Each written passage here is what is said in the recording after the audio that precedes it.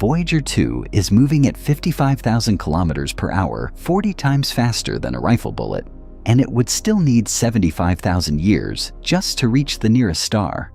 Here's what no one tells you. It hasn't even left the solar system yet. Most people think the solar system ends at Neptune. It doesn't. It extends to the Oort cloud, a region 1,000 times farther than Neptune's orbit. Voyager 2 needs 300 more years just to touch its inner edge, then another 30,000 to fully escape. So after 1 million years, a time span 100 times longer than all of recorded human history. Where exactly is the loneliest spacecraft ever built? That answer will force you to redefine far alone and existence itself. Let's go. August 20th, 1977. No iPhone, no internet, no Google Maps, no streaming, no wireless anything. The most powerful computers on Earth were the size of refrigerators, sometimes entire rooms, and they required teams of specialized engineers just to keep them operational between calculations. Programming meant punching holes in cards. Data storage meant magnetic tape reels the size of dinner plates. That was the technological world that designed, built, and launched Voyager 2. Sit with that for a moment. The same civilization that was still arguing over whether a pocket calculator was a practical tool managed to construct a spacecraft precise enough to navigate the gravitational fields of 4 planets in sequence, using nothing but physics, mathematics, and a launch window that only opened once every 176 years. A planetary alignment so rare that if NASA had missed it in 1977, the next opportunity wouldn't arrive until 2153. They didn't miss it. Voyager 2 didn't just launch. It launched correctly on a trajectory so finely calculated that it would use Jupiter's gravity to accelerate toward Saturn, Saturn's gravity to bend toward Uranus, and Uranus's gravity to slingshot toward Neptune, all without burning a single drop of extra fuel for propulsion between planets. 4 worlds visited in one mission. No spacecraft before or since has replicated that. The Grand Tour, engineers called it, and it worked flawlessly. And then, after Neptune, it just kept going. The spacecraft weighs 722 kilograms. To put a physical image to that number, that's roughly the weight of a small delivery motorcycle. A loaded Honda CB500 maybe? Not a battleship, not a skyscraper. A motorcycle's worth of aluminum, titanium, copper wiring, scientific instruments, and a golden phonograph record, tumbling slowly through space at 55,000 kilometers per hour. It has been flying continuously, without pause, without maintenance, without a single human hand touching it for 47 years. Consider what 47 years of uninterrupted operation actually means. When Voyager 2 launched, Jimmy Carter was in his first year as President of the United States. Star Wars had been in theaters for exactly 3 months. The first Apple II personal computer had just gone on sale that spring. Disco was at its peak. People were watching the original Battlestar Galactica on television and thinking it looked futuristic. And somewhere above Cape Canaveral, in the thick August heat of a Florida night, a spacecraft the approximate weight of a motorcycle climbed away from everything humanity had ever built and began a journey that has not paused for a single second in nearly 5 decades. Every person reading this has been born, grown up, and lived their entire life while Voyager 2 has been in motion. If you are 30 years old, Voyager 2 had already been flying for 17 years before you drew your first breath. If you are 50, it launched when you were 3. It has outlasted careers, marriages, entire generations of scientists who worked on it. The original mission controllers, the people who actually sat at consoles and guided it past Jupiter, are now in their 70s and 80s. Some have died. The spacecraft keeps going. As of 2025, Voyager 2 is approximately 19.9 billion kilometers from Earth. In astronomical units, the standard measure astronomers use, Where 1 astronomical unit equals the distance from Earth to the Sun, it sits at 133 astronomical units. Written plainly, 133 times the distance between Earth and the Sun. The number is technically comprehensible, but emotionally almost meaningless to a human brain that evolved to estimate the distance to a watering hole, not the distance to the edge of a stellar bubble. So here is a more visceral way to feel it. When NASA's Deep Space Network, the array of massive radio dish antennas in California, Spain, and Australia that maintain contact with distant spacecraft, sends a signal to Voyager 2, that signal travels at the speed of light, 300,000 kilometers per second, the fastest speed physically possible in this universe. Light crosses the distance from Earth to the Moon in 1.3 seconds. It reaches the Sun in 8 minutes, and it takes that signal more than 18 hours to travel from Earth to Voyager 2. 18 hours. One way. If an engineer at the Jet Propulsion Laboratory in Pasadena sent a command to Voyager 2 at 8 in the morning, the spacecraft would not receive that command until 2 in the morning the following day. And if the spacecraft sent a reply immediately, that reply would not arrive back on Earth until after 8 in the morning the day after that. A simple back and forth conversation. A ping and a response takes 36 plus hours. There is no real-time communication possible. There never will be. Quick question, and be honest with yourself before you read this. What would you have guessed? Would you have said 1 hour, maybe 5? Most people who haven't thought carefully about these distances pick something in the low single digits. The reality. 18 hours one way, at the speed of light, tends to recalibrate something in the mind. It doesn't just sound far. It feels far in a way that the abstract number 19.9 billion kilometers never quite manages. Then came December 2018. After 41 years of continuous flight through the heliosphere, the vast bubble of solar wind and magnetic influence that surrounds our sun Voyager, 2 crossed the heliopause. This is the boundary layer where the outward pressure of the solar wind finally weakens enough to be overpowered by the interstellar medium flowing in from the galaxy beyond. The transition is not a sharp wall. It's more like the place where a river's current gradually surrenders to the open sea. But it is real and measurable, and Voyager 2's instruments recorded it with precision. There was a sudden, sharp increase in cosmic ray intensity. Simultaneously, the solar wind particle count dropped dramatically. The spacecraft had crossed from one physical domain into another, from the sun's territory into interstellar space proper. To be in true interstellar space means to be bathed in cosmic radiation that originates not from our sun, but from supernova explosions and neutron stars scattered across the galaxy.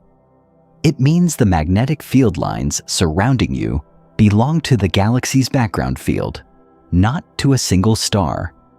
It is a different environment, governed by different physics, filled with different particles. Voyager 2 is now measuring it directly in real time and transmitting that data back to Earth in 18-hour delayed packets, arriving at the antenna arrays in California and Spain and Australia like letters from the most distant correspondent in human history.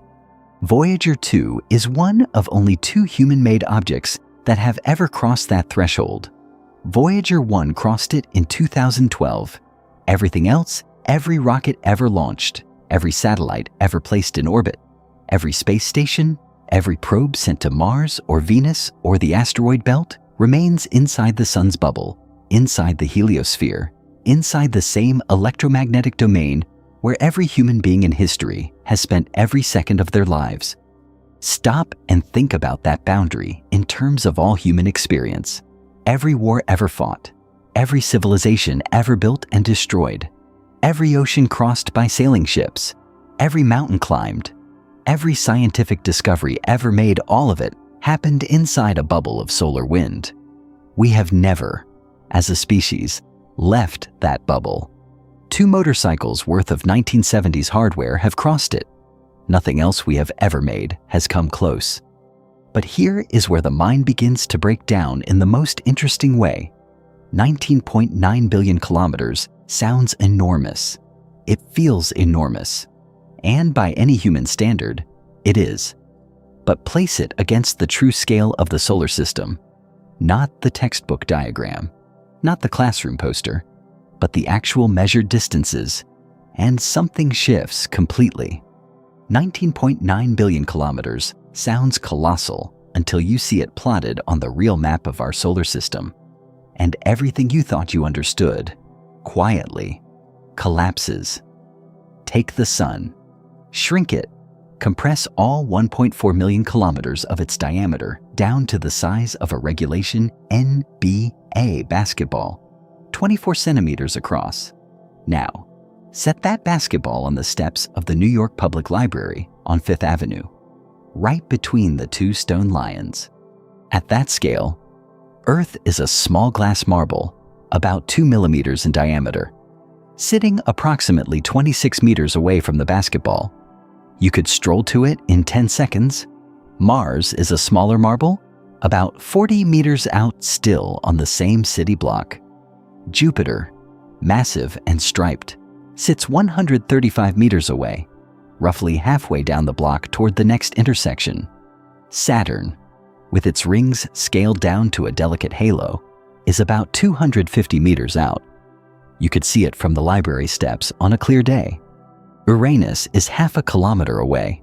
Neptune, the outermost planet, the boundary that most people intuitively treat as the edge of the solar system, sits 1.6 kilometers from the basketball sun.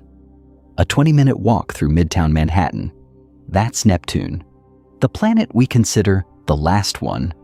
1.6 kilometers?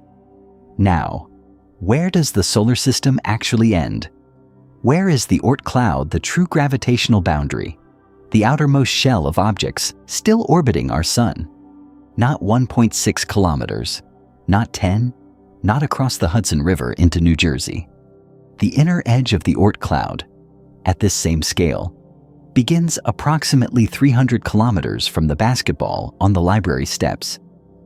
300 kilometers, that puts the inner boundary of our solar system somewhere past Philadelphia, past the Pennsylvania border, deep into a different state entirely. The outer edge of the Oort cloud, where the sun's gravity finally loosens its grip enough that objects can be stolen by passing stars, extends to nearly 3,200 kilometers from our basketball sun on Fifth Avenue. 3,200 kilometers.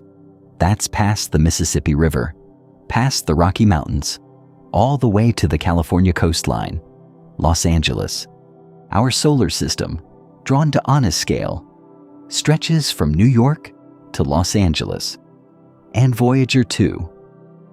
After 47 years of flight, after covering 19.9 billion kilometers at speeds that would lap the Earth twice in under an hour at this scale, Voyager 2 sits approximately 2.5 kilometers from the library steps.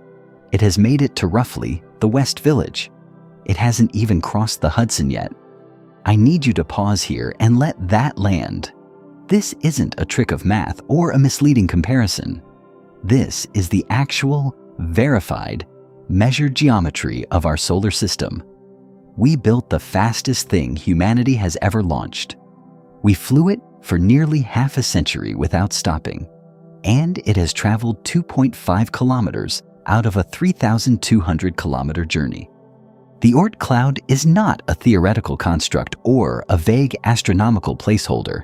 It is a real, gravitationally bound structure, a spherical shell of frozen material surrounding our sun, containing an estimated 1 trillion to several trillion individual objects, comets, icy planetesimals, rocky debris, frozen remnants from the solar system's formation 4.6 billion years ago.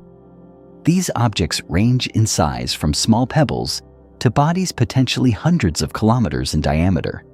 They exist in a shell beginning around 2,000 astronomical units from the sun and extending outward to somewhere between 100,000, and 200,000 astronomical units. The precise outer boundary is still not fully mapped because no instrument we possess can directly observe it. 2,000 astronomical units at the inner edge, 100,000 astronomical units or more at the outer edge. Voyager 2 right now is at 133 astronomical units. It has covered roughly 6.5% of the distance just to reach the Oort cloud's inner boundary. At its current velocity of approximately 15.3 kilometers per second relative to the Sun, it will take roughly another 300 years to reach that inner edge. Then to cross the entire depth of the Oort cloud and genuinely escape the gravitational territory of our Sun, it needs approximately 30,000 more years of uninterrupted flight. 30,000 years, the oldest cave paintings ever discovered, in Chauvet Cave in France, are about 36,000 years old. The entire span of recorded human history from the first Sumerian writing tablets to today covers roughly 5,000 years.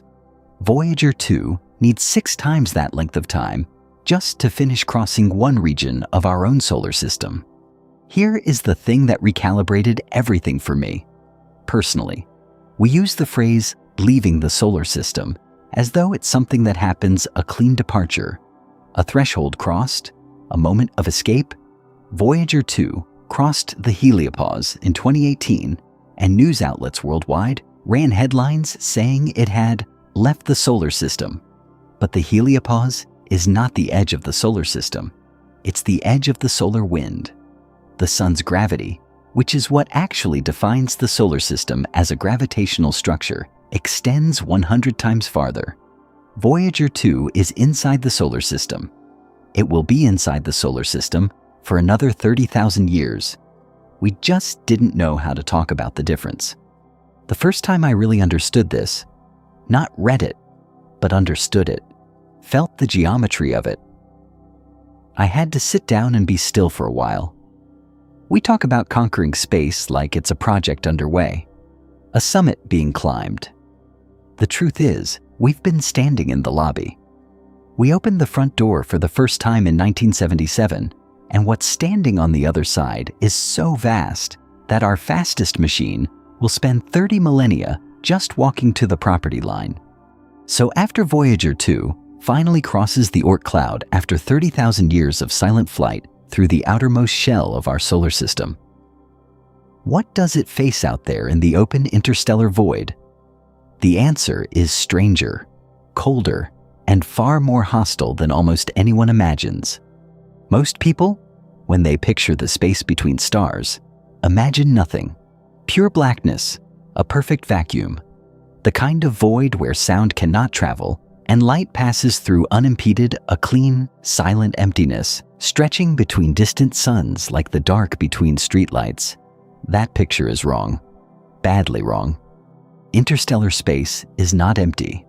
It is filled thinly, yes, but genuinely filled with matter, energy, and radiation coming from every direction simultaneously. What Voyager 2 entered when it crossed the heliopause in 2018 was not a void. It was a different medium entirely, a cold, diffuse, electromagnetically active ocean that bears almost no resemblance to the sanitized vacuum of science fiction. Start with the matter itself, the interstellar medium. The technical term for what fills the space between stars contains plasma, ionized hydrogen and helium atoms, stripped of their electrons by the cumulative radiation of billions of stars over billions of years, drifting at densities so low they would qualify as a better vacuum than anything achievable in a laboratory on Earth. On average, there is roughly 1 atom per cubic centimeter in the interstellar medium near our solar system. 1 atom. In a cube of space, 1 centimeter on each side. A jar of Earth air at sea level contains approximately 27 billion molecules in the same volume. The interstellar medium is, in practical terms, extraordinarily empty, but it is not nothing. And that distinction matters enormously over the timescales we are talking about. Beyond the plasma, there is dust. interstellar dust grains, microscopic particles of silicate rock, carbon compounds, and frozen water suspended throughout the medium in clouds and filaments sculpted by the magnetic fields of the galaxy. These grains are small, typically a fraction of a micrometer, but they absorb and scatter light. They carry chemical complexity, and they move. They have velocity. A dust grain traveling at even 10 kilometers per second carries kinetic energy entirely out of proportion to its mass, and over millions of years, even the thinnest bombardment of such particles begins to add up. And then there is the radiation. This is where interstellar space stops being merely hostile and starts being something closer to relentless. Cosmic rays, high-energy particles, mostly protons and atomic nuclei, accelerated to nearly the speed of light by distant supernova explosions, neutron stars, and other energetic phenomena scattered across the galaxy permeate the interstellar medium from every direction at once. Unlike solar radiation, which comes from a single known source and can at least be partially shielded against by proximity to a magnetic bubble like the heliosphere, cosmic rays arrive isotropically, from above, from below, from every angle simultaneously. There is no direction to turn that reduces the exposure. Here is the number that Voyager 2 itself confirmed. With instruments, after crossing the heliopause, cosmic ray intensity in interstellar space is approximately double what it was inside the heliosphere. The sun's magnetic bubble, the one Voyager 2 spent 41 years crossing, was providing radiation shielding all along. Not complete protection, but meaningful attenuation. Step outside it, and the bombardment roughly doubles. Voyager 2's cosmic ray subsystem, its low-energy charged particle instrument, and its plasma science experiment all recorded these changes in real time as the spacecraft transitioned across the heliopause. The data came back to Earth in those 18-hour delayed radio transmissions and confirmed what theorists had predicted, but never directly measured from the outside. Interstellar space is a harder radiation environment than the space we typically inhabit within our solar system. Now consider the temperature. Temperature in space is a complicated concept because in a near vacuum, there are almost no particles to carry thermal energy in the conventional sense. But there is a measurable background, the cosmic microwave background radiation, the faint afterglow of the Big Bang, now cooled over 13.8 billion years to a temperature of approximately 2.7 Kelvin. In practical terms, that translates to negative 270.45 degrees Celsius. Just a fraction of a degree above absolute zero, the theoretical temperature at which all molecular motion ceases entirely. To give that number human context, the coldest temperature ever artificially produced in a laboratory on Earth, as of current records, is around 150 picokelvin, achieved in controlled quantum physics experiments using laser cooling. But that is a laboratory curiosity, a microscopic cloud of atoms cooled for milliseconds. The ambient temperature of interstellar space is not a laboratory achievement. It is the permanent, unending background of the universe itself. It is the temperature that permeates everything between the stars, everywhere, always. Voyager 2 is flying through this, right now, continuously. A reasonable question: does the cold destroy it? Does the radiation tear it apart? Here is the counterintuitive answer. The same environment that sounds so hostile is, in many ways, a nearly perfect preservation chamber. In the interstellar medium, there is no oxygen, so no oxidation, no rust. There are no microorganisms, no bacteria, no fungi, nothing biological that could degrade materials. There is no weather, no moisture, no cycling of freeze and thaw that breaks down structures over time. The radiation is real and does cause cumulative molecular damage. But the rate is slow, measurably slow, and the cold itself suppresses many of the chemical processes that would otherwise accelerate material degradation. Voyager 2 is not comfortable out there, but it is, in a strange sense, preserved by the very hostility of its environment.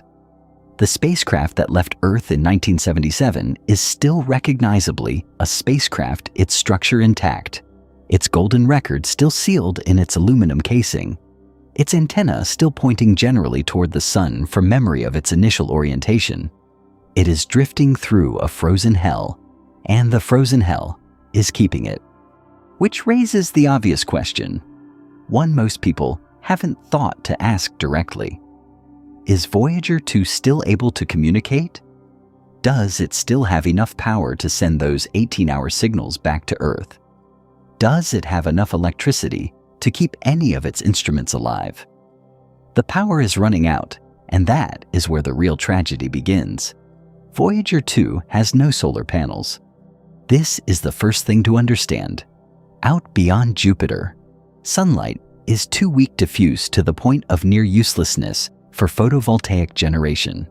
Engineers knew this in the early 1970s when they were designing the spacecraft. So, instead of solar panels, they gave Voyager 2-3 radioisotope thermoelectric generators, RTGs. These are devices that convert heat from the natural radioactive decay of plutonium-238 into electrical current through a system of thermocouples. No moving parts, no combustion, no sunlight required, just the slow, steady, atomic decay of radioactive material generating heat, and that heat converted into electricity. When Voyager 2 launched in 1977, its RTGs produced approximately 470 watts of electrical power. Not a tremendous amount, roughly equivalent to the power draw of a modern desktop gaming computer, but enough to run the spacecraft's systems, instruments, transmitter, and heaters that kept critical components from freezing in the cold of space. The problem is plutonium-238 decays.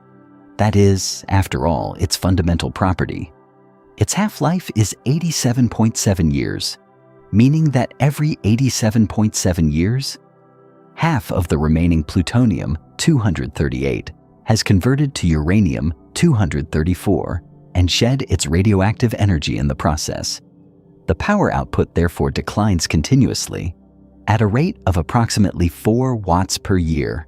4 watts per year, every year, without exception.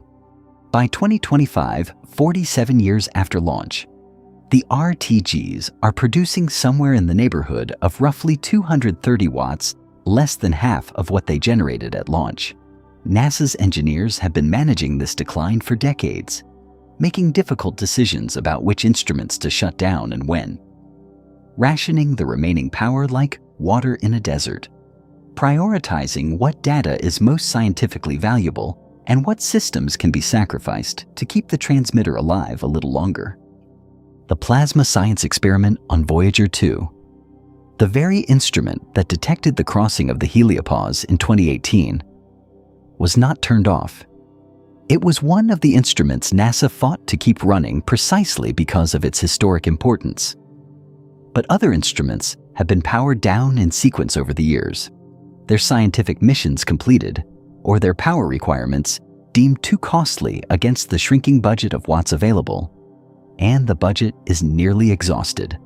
NASA has publicly acknowledged that Voyager 2's ability to communicate with Earth is expected to end somewhere around the mid to late 2020s. Some engineering assessments suggest 2025.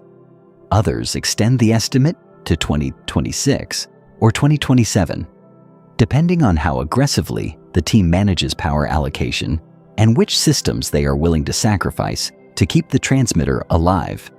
The exact moment is uncertain. What is not uncertain is the direction of travel.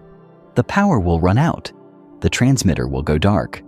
The 18-hour signal that has been arriving at the Deep Space Network antennas, faint as a cosmic whisper, carrying real scientific data from interstellar space, will stop. And when it stops permanently. There is no repair mission possible, no resupply vehicle, nothing humanity currently possesses, or will possess within any foreseeable technological timeframe, can reach Voyager 2 to replace its power source. The The spacecraft is 19.9 billion kilometers away and receding at 15.3 kilometers per second. Even if a replacement RTG could somehow be launched tomorrow on the fastest rocket ever conceived, the intercept problem is essentially unsolvable with current or near-future propulsion technology. The spacecraft is gone in the physical sense, reachable only by radio, and soon not even that. After the signal dies, Voyager 2 continues flying. This is the part that is easy to miss in the headlines about the spacecraft's power decline. The RTG's running out does not stop the spacecraft. There is nothing to stop it. No atmospheric drag, no friction, no force acting against its velocity in any meaningful way out in the interstellar medium. The atoms of plutonium, 238, will finish their slow decay. The thermocouples will cool. The transmitter will go silent. The heaters protecting certain components from the cold will switch off, and those components will freeze to the ambient temperature of interstellar space, negative 270.45 degrees Celsius. The spacecraft will become inert, dead in every functional sense. But it will keep moving at 15.3 kilometers per second, because there is nothing out there to slow it down. It becomes, at that point, something with no good English word for it. Not a spacecraft anymore. That word implies function, purpose, operation. Not a wreck. Wrecks imply collision, destruction, a violent end. Voyager 2, after its last transmission, will be something more like a fossil, a perfectly preserved artifact of a specific moment in the history of a civilization, launched into an environment so inimical to change that the artifact will persist essentially unchanged for timescales that dwarf that civilization's entire existence. A metal fossil, moving at 55,000 kilometers per hour through the frozen dark between the stars. I find myself returning to a specific thought when I think about Voyager 2's final transmission. Somewhere likely at the Jet Propulsion Laboratory in Pasadena, possibly in the early hours of a morning, possibly on a Tuesday that will look like any other Tuesday, an engineer will be monitoring the signal, and it will weaken, and then drop below the threshold of detection, and that will be it. The most distant object humanity has ever made will have said its last word. The conversation that started in 1977 will end, and the chances are very good that it will happen quietly, without ceremony, with most of humanity entirely unaware, going about the business of their unremarkable Tuesday. The moment Voyager 2 goes silent for the last time will be one of the loneliest moments in the history of our species, and almost no one will notice. But silence does not mean stillness, and the real journey has only just begun. Voyager 2 is not drifting randomly. When it left the inner solar system after its Neptune flyby in 1989, the spacecraft had a specific velocity, a specific direction, and thanks to the cold, frictionless reality of interstellar space, no meaningful force to change either of those things, it will continue, essentially forever, moving in the direction it was pointed when the last significant gravitational influence released it. And that direction has a name. Voyager 2 is heading toward the constellation Telescopium, the telescope in the southern celestial hemisphere.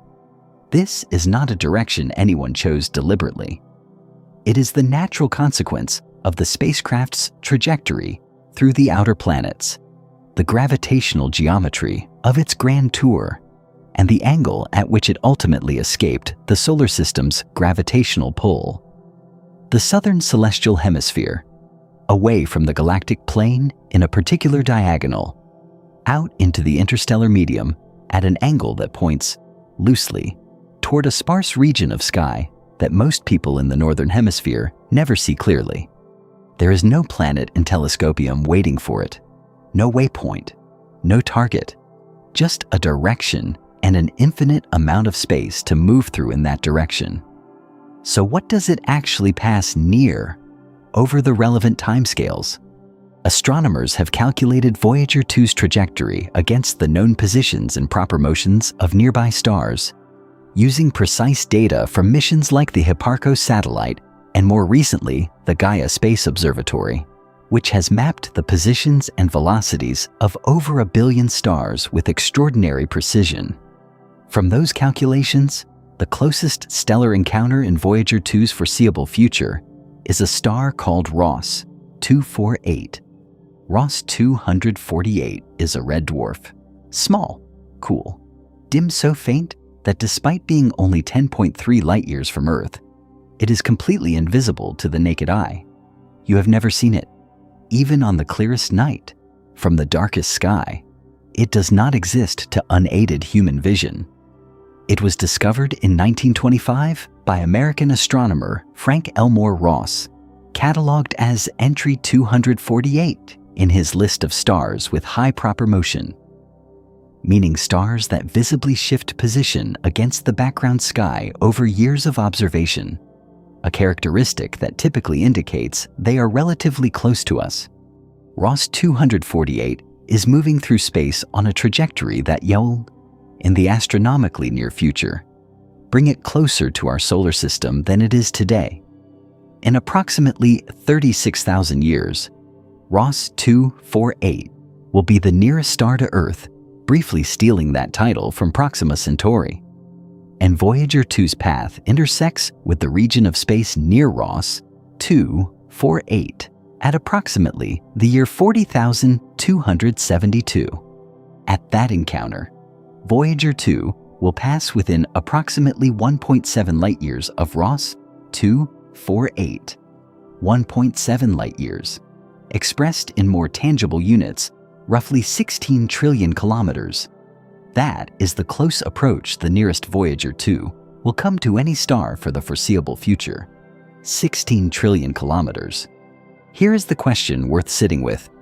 Does 1.7 light-years feel close or far to you right now?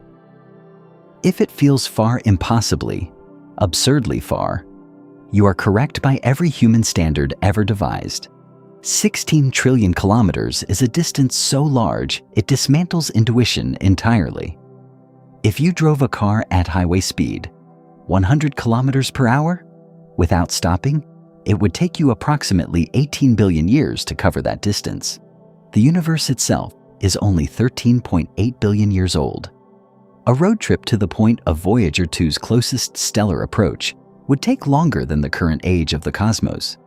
And yet, in the language of astronomy, 1.7 light-years is a near miss, a brush, the kind of distance that astronomers describe with the word close without a trace of irony, because the alternative distances are so much larger that this one genuinely qualifies. Proxima Centauri, the nearest star to our Sun, is 4.24 light-years away. The average distance between stars in our neighborhood of the Milky Way is several light-years. So 1.7 light-years, while cosmically absurd by human measurement, represents a genuine proximity event in stellar terms. The gravitational influence of Ross 248 at that distance will be essentially negligible for Voyager 2's trajectory, but the geometric proximity is real. The spacecraft will pass through the outer gravitational suburbs of another star system, briefly, by stellar standards, a few thousand years of relative closeness, and then continued motion onward. It will not stop. It will not slow. Ross 248's gravity at 1.7 light-years is far too weak to capture or meaningfully deflect something already moving at 15.3 kilometers per second in a different direction. Voyager 2 will sweep past in the slowest possible sense of that phrase, the transit taking thousands of years, and then continue out into the open dark beyond. After Ross 248, there is no next named destination, no scheduled encounter, no known star along its path that it will approach as closely for an extended period. The spacecraft continues moving toward telescopium, deeper into the interstellar medium, and the stars thin out into the vast emptiness between galactic neighborhoods. It will travel for hundreds of thousands of years with no stellar neighbor closer than several light-years, a frozen, silent artifact of a long-dead civilization sailing through territory that no object from our solar system has ever entered before, and that nothing from our solar system is scheduled to enter again. No destination, no heading in any purposeful sense, just momentum, the momentum that was given to it by human hands and human calculations in 1977, still carrying it forward because nothing has yet intervened to take it away. Think about what you are actually picturing when you hold this in your mind. A 722-kilogram object, roughly the mass of a motorcycle, moving at 15.3 kilometers per second in a fixed direction, in silence, in the dark, for 40,000 years between its launch and its nearest stellar encounter. 40,000 years of nothing but motion, no event, no collision, no signal sent or received, just the slow rotation of the galaxy around it and the almost imperceptible shift of distant star positions as millennia accumulate. Quick question, and take a moment with it before moving on. Do you think humanity will still exist in 40,000 years to know whether Voyager 2 actually passed near Ross 248 as predicted? Do you think there will be someone, somewhere, looking up from whatever civilization has grown or collapsed or transformed in the intervening millennia, who will track the position of that small metal object and confirm the encounter? Or will Voyager 2 make its closest stellar approach in complete anonymity, observed by no one, recorded by nothing, noted by no mind anywhere in the universe? I do not ask this rhetorically. I ask it because the honest answer is we genuinely do not know. 40,000 years is an almost incomprehensible span of time for a species with 5,000 years of written history and a demonstrated talent for self-inflicted catastrophe. Whether humanity survives, transforms, disperses among the stars, or disappears entirely within that time frame is a question that no one alive today can answer with any confidence. What we can say with confidence is what the physics demands. Voyager 2 will pass near Ross 248 around the year 40,272, regardless of whether anyone is watching. The universe does not require an audience to execute its geometry. And after that passage, after 40,000 years of flight and one brief near miss with a dim red star, Voyager 2 continues into distances and timescales that make 40,000 years look like an appetizer. 40,000 years is just the warm-up now. Jump straight to the 1 million year mark and see how much the universe itself has changed. 1 million years ago, you did not exist. Neither did anyone you have ever read about, studied, admired, or feared. No Caesar, no Cleopatra, no Newton, no Einstein, no civilization, no language, no city, no farm, no wheel, no fire made deliberately in a hearth. 1 million years ago, the dominant human species on this planet was Homo erectus, a creature that walked upright, used chipped stone tools to butcher animals, and left almost no record of its inner life, because it likely had very little inner life to record. No art, no burial rituals, at least none we have confirmed. No writing. Obviously, just a primate, smart enough to survive the African savanna, standing under a night sky it could not name, watching stars it would never think to question. That is the starting point. 1 million years of time, measured from one end, brings you there. Measured from the other end, it brings you here to this moment, this sentence, this mind capable of asking where a spacecraft will be in a time span it cannot emotionally comprehend. Now, take everything that happened between those two endpoints, every dynasty that rose and fell, every ocean that was crossed for the first time, every language that developed, flourished, and died, every war, every plague, every renaissance, every revolution, the entirety of what we call the human civilization, from the first clay tablets of ancient Sumer, to the pyramids of Giza, to the Roman Empire, to the printing press, to the moon landing, to the phone in your pocket right now. All of it. Every single thing. That entire span from the first scratched symbols on clay to the present moment covers approximately 5,000 years. 5,000 years of recorded human history. And 5,000 years, measured against 1 million years, is exactly half of 1%, 0.5%. If 1 million years were $1, human civilization is half a penny. The comparison does not stop there, and it gets worse or more clarifying, depending on how you receive it. Imagine 1 million years as a film, not a feature film, a full 24-hour film, running from midnight to midnight. One continuous unbroken story of Earth and time.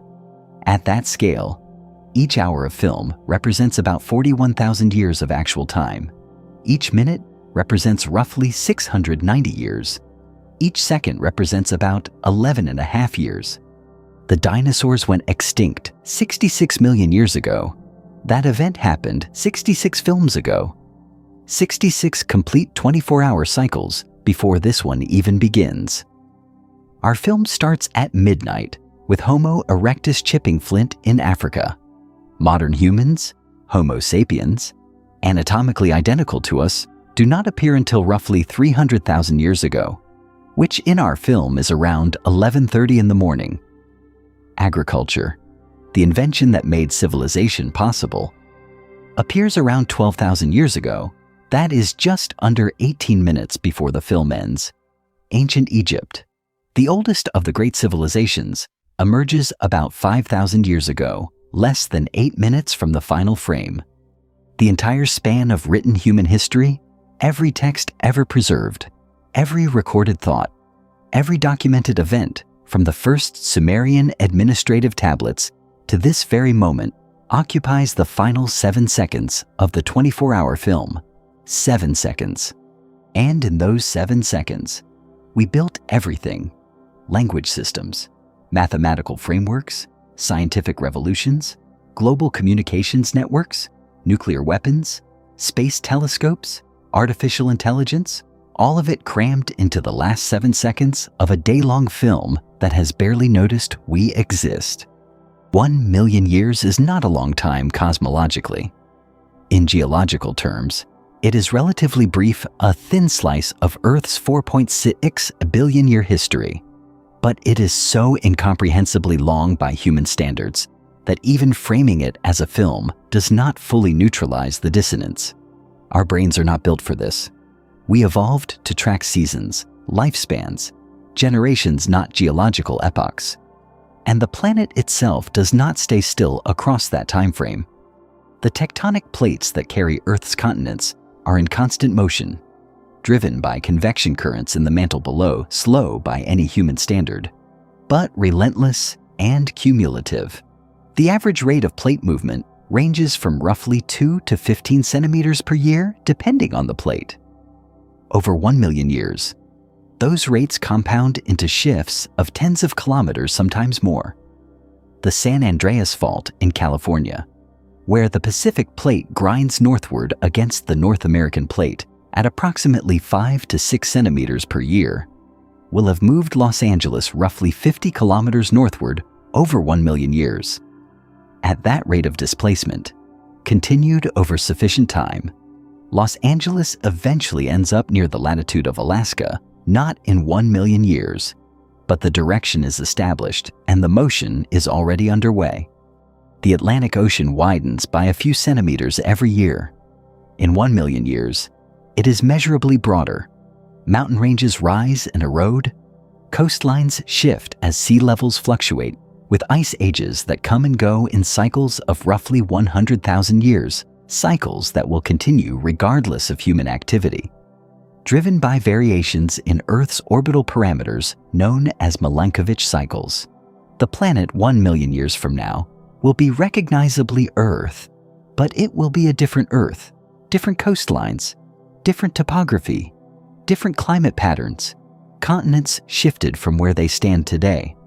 This is the canvas against which Voyager 2's 1 million year journey has to be understood. Not a static universe with fixed stars and a stable home planet. A living, shifting, dynamic system in which nothing stays where you left it, not the continents, not the oceans, and, as we are about to see, not the stars. If you had to bet, and I mean genuinely wager, something, do you think humanity will still exist in 1 million years? Not transformed, not uploaded to computers, not spread across other star systems, but recognizably present as a biological species with continuous cultural memory stretching back to today. It is not a rhetorical trap. It is an honest question that evolutionary biologists, paleontologists, and existential risk researchers think about seriously. The average lifespan of a mammalian species in the fossil record is roughly 1 to 2 million years. We have been Homo sapiens for about 300,000 years. Statistically, we are somewhere in the middle of our species' expected run if we follow the typical pattern, and if we manage not to end it prematurely. Whether we make it or not changes something profound about the meaning of Voyager 2's journey. Because if we do not exist in 1 million years, then the spacecraft becomes something different, not a messenger, not a probe, not a record of a living civilization. It becomes a tombstone, a monument to something that was. When time stretches that long, even the stars refuse to stand still, and that changes everything for Voyager 2. Here is an assumption almost everyone makes without realizing it. When you look up at the night sky and see Orion, or the Big Dipper, or Cassiopeia, you see a pattern, a fixed arrangement, stars in specific positions relative to each other, forming shapes that human cultures have named and navigated by for tens of thousands of years. Those patterns feel permanent. They feel like the sky's architecture, something as fixed as the laws of physics themselves. They are not fixed. They never were. They look fixed because our lifetimes are too short to watch them move. Every star in the Milky Way is in motion. Every single one, including our sun, orbits the center of the galaxy in a path that takes hundreds of millions of years to complete.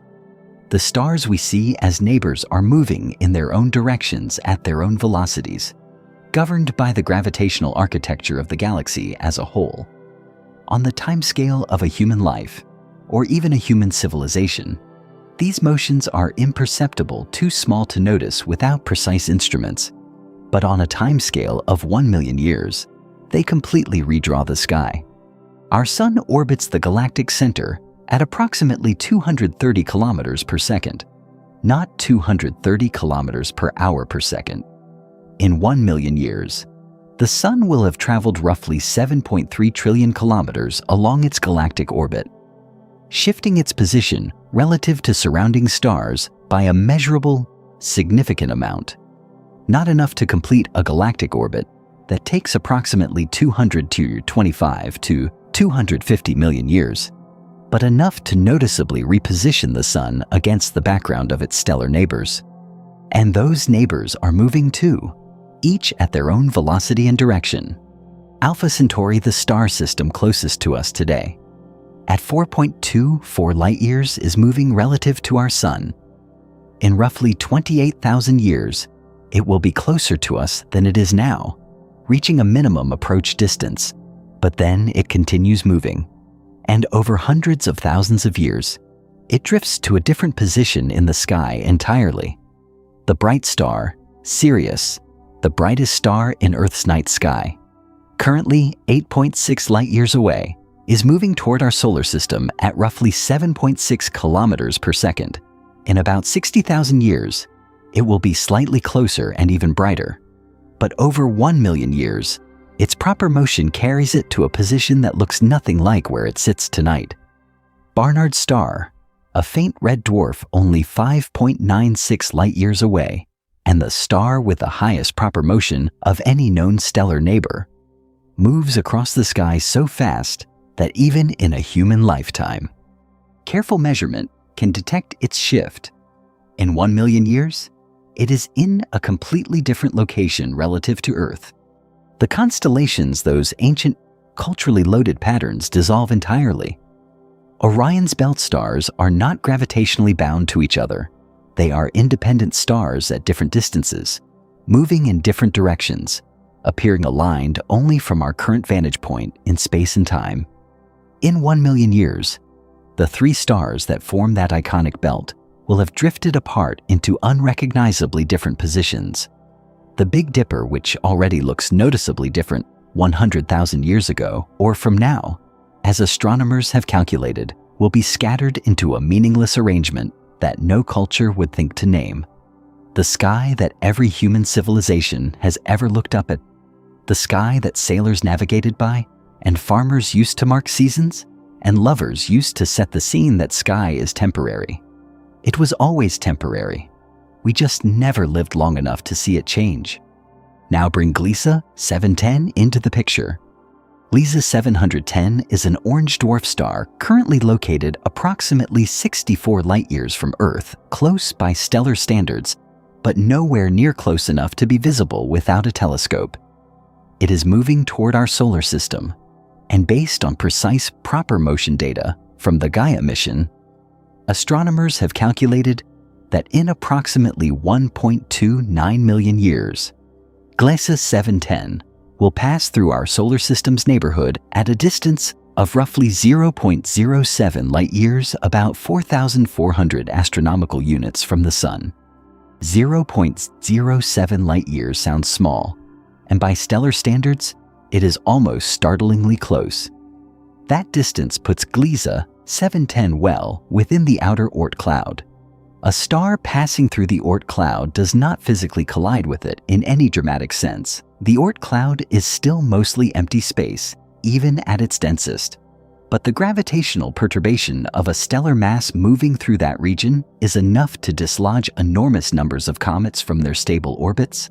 Thousands of icy bodies, nudged by Gliese 710's gravity, will begin falling inward toward the Sun, a slow-motion comet shower that could bombard the inner solar system for millions of years afterward.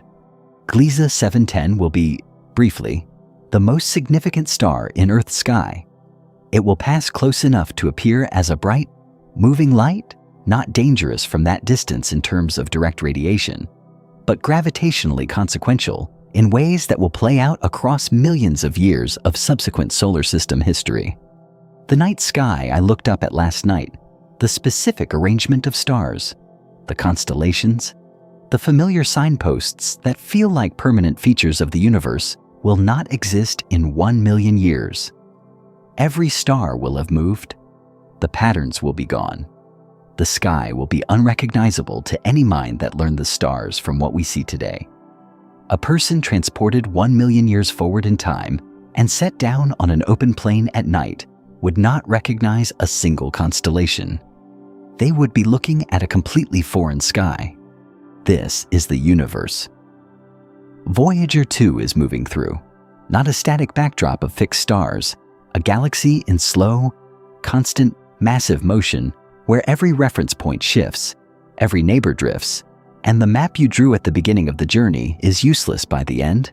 If even the stars change their positions, then where exactly is Voyager 2, the ship with no engine, no steering, no way to correct its course in that completely rearranged universe? Let's do the actual math. Not an approximation, not a poetic gesture toward infinity, the real calculation, with real numbers from real data. According to NASA's Jet Propulsion Laboratory, Voyager 2 is currently traveling at approximately 15.3 kilometers per second relative to the Sun. This is its hyperbolic excess velocity, the speed it maintains after escaping the Sun's gravitational pull, the speed it will carry essentially unchanged through interstellar space for as long as no significant gravitational interaction alters it. 15.3 kilometers per second. Every second, it covers a distance roughly equal to the length of Los Angeles from the ocean to the eastern city limits. Every hour, it travels 55,000 kilometers. Every day, more than 1.3 million kilometers. Now scale that up. 1 year contains approximately 31.5 million seconds. At 15.3 kilometers per second, Voyager 2 covers roughly 482 million kilometers in a single year. about 3.2 astronomical units, or 3.2 times the distance between Earth and the Sun. In 10 years, it travels 32 astronomical units. In 100 years, 320 astronomical units, already well into the Oort cloud's inner territory. In 1 million years, the raw calculation gives you this 15.3 kilometers per second, multiplied by 31.5 million seconds per year, multiplied by 1 million years. The result is approximately 482 trillion kilometers of travel distance from its current position. Convert that into light years, the unit that actually makes sense at these scales, and you get roughly 51 light years of travel from where Voyager 2 sits today. Wait, that number needs a correction. The figure of 51 light years measures displacement from Voyager 2's current position. But the question being asked is where Voyager 2 will be relative to the Sun, relative to home after 1 million years. And the Sun is not stationary either. The Sun is moving through the galaxy at approximately 230 kilometers per second on its own galactic orbit over 1 million years. The Sun moves an enormous distance along that orbit, repositioning itself relative to surrounding stars and relative to Voyager 2's trajectory line. When you account for the Sun's galactic motion and the geometry of Voyager 2 moving in a different direction at a much slower velocity, while the Sun curves along its own galactic arc, the distance between the Sun and Voyager 2, after 1 million years, works out to approximately 525 light years. The exact figure carries uncertainty because gravitational interactions with stars Voyager 2 passes near over that period will introduce small but accumulating deflections to its path. And predicting every such interaction 1 million years in advance is beyond current computational capacity. But 525 light years is the best available estimate. Accounting for the Sun's motion and reasonable assumptions about gravitational perturbations en route, 525 light years. Now make that number real. On a clear winter night, if you step outside and look toward the constellation Taurus, you will see a small, soft cluster of stars, a smudge of light that resolves into individual blue-white points if your eyes are good and your sky is dark. You probably know them, the Pleiades, sometimes called the Seven Sisters, though most people can only distinguish 6 with the naked eye. Sailors navigated by them. Ancient cultures on every inhabited continent incorporated them into their calendars and mythologies. The Pleiades are not a gravitationally bound family of stars, so much as a loose association of young, hot stars that formed from the same molecular cloud and are still moving through space together, gradually dispersing. Their distance from Earth is approximately 440 to 500 light years, depending on which part of the cluster you are measuring. The most commonly cited figure, the distance to the cluster's center, is approximately 444 light years, based on Hipparcos satellite measurements, with more recent Gaia data refining individual stellar distances within the cluster. That is the distance Voyager 2 will have traveled from the Sun in 1 million years. The spacecraft will be roughly as far from home as the Pleiades are from Earth tonight. Let that establish itself in your mind as a physical image, rather than an abstract number. The next time there is a clear winter night, go outside. Find Taurus. Find that small soft cluster. Look at it. That faint smudge of ancient starlight is traveling approximately 440 light years to reach your eye. Voyager 2 in 1 million years will be roughly that far from the Sun. The distance you are bridging with your gaze on a cold January night is approximately the distance Voyager 2 will cover across 1 million years of continuous, uninterrupted flight. And the Pleiades are visible to the naked eye. Barely, but they are there, without any instrument, accessible to any human being, standing outside on a winter night. That is the distance of 1 million years of the fastest thing humanity has ever launched. Have you ever actually looked up at the Pleiades on a winter evening?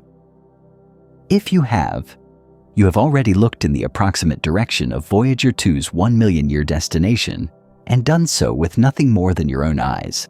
That is both humbling and, in a strange way, quietly beautiful. But where is not the most terrifying question. The more terrifying question is, what does the spacecraft actually look like after 1 million years? The first instinct, when confronted with 1 million years of exposure to interstellar space, is to assume the spacecraft must be destroyed, disintegrated, reduced to scattered atoms by the cumulative violence of cosmic radiation and particle impacts, and the sheer passage of incomprehensible time. The instinct is understandable, but it is wrong, or at least much more complicated than that.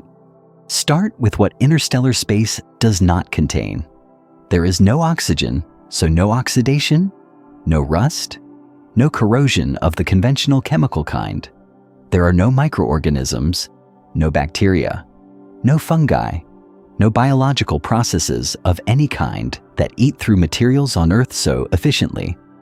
There is no weather, no freeze-thaw cycling, no moisture, no wind-driven abrasion. There is no atmosphere to create drag. There is no gravity significant enough, at interstellar distances from any star, to stress the spacecraft's structure. By every standard that destroys things on Earth, chemistry, biology, weather, mechanical stress, interstellar space is a near-perfect preservation environment. In theory, the structural integrity of Voyager 2 could persist for an extraordinarily long time. The aluminum and titanium of its frame do not corrode without oxidizing agents. The spacecraft's geometry, its dish antenna, its instrument booms, its main bus would remain recognizable in shape for far longer than any human civilization has existed. If you could somehow transport Voyager 2 back to Earth after 1 million years and examine it in a laboratory, you would likely still be able to identify it as a spacecraft. The basic architecture would be intact. But interstellar space is not entirely gentle. It has its own forms of slow destruction, operating on timescales that make geological erosion look hurried. Cosmic radiation. Those high-energy particles streaming through the interstellar medium from supernova remnants and neutron stars scattered across the galaxy does not pass harmlessly through matter.